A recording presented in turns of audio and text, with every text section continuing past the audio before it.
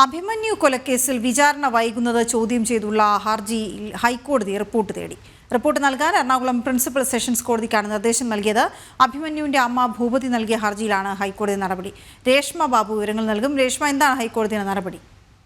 2018 മഹാരാജാസിലെ ബിരുദ വിദ്യാർത്ഥി SFI നേതാവ് അഭിമന്യുവിനെ ക്യാമ്പസ് ഫണ്ട് പ്രവർത്തകർ കൊലപ്പെടുത്തിയത്. ഈ 6 വർഷം പിന്നിട്ടിട്ടും കേസിന്റെ വിചാരണ നടപടികൾ എങ്ങും എത്തിയില്ല എന്ന് ചൂണ്ടിക്കാട്ടിക്കൊണ്ട് അഭിമന്യുവിന്റെ അമ്മ ഭൂപതിയാണ് ഹൈക്കോടതിയിൽ ഹർജി നൽകിയത്.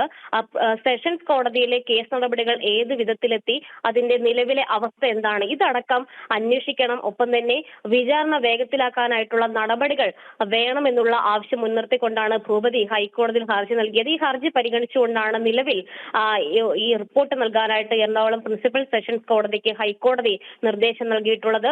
കുറ്റപത്രം നൽകി 6 വർഷം കഴിഞ്ഞിട്ടും വിചാരണ ആരംഭിക്കാത്തത് അലംഭാവമാണ് എന്നുള്ള ഒരു ആക്ഷേപം കൂടി അഭിമന്യുവിന്റെ അമ്മ ഭൂപതി നൽകിയിട്ടുള്ള ഹർജിയിൽ ഉണ്ട്. എന്തായാലും പ്രാഥമിക നടപടി എന്നുള്ള രീതിയിലാണ് പ്രിൻസിപ്പൽ സെഷൻസ് കോടതിയോട് ഇത് സംബന്ധിച്ചുള്ള റിപ്പോർട്ട് ഹൈക്കോടതി ആവശ്യപ്പെട്ടിരിക്കുന്നത്. നേരത്തെ ഈ അഭിമന്യു കേസിന്റെ ചില രേഖകൾ, കോടതിയുടെ കൈവശം വരുന്ന രേഖകളൊക്കെ തന്നെ നഷ്ടപ്പെടുന്ന ഒരു സാഹചര്യം ഉണ്ടായിരുന്നു.